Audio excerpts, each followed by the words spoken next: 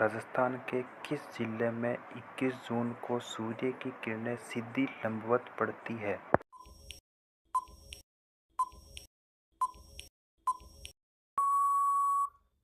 बांसवाड़ा जिले में। राजस्थान में रेतीले शुष्क मैदान एवं अर्ध शुष्क मैदान को विभाजित करने वाली रेखा कौन सी है?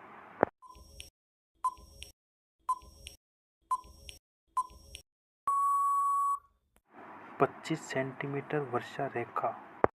राजस्थान के किस शहर पर सूर्य वर्ष में एक बार लगभग लंबवत चमकता है?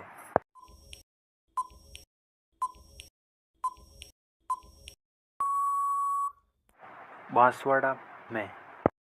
राजस्थान के पश्चिमी मरुस्थलीय भाग की चट्टानें किस भूगर्भीय काल की है?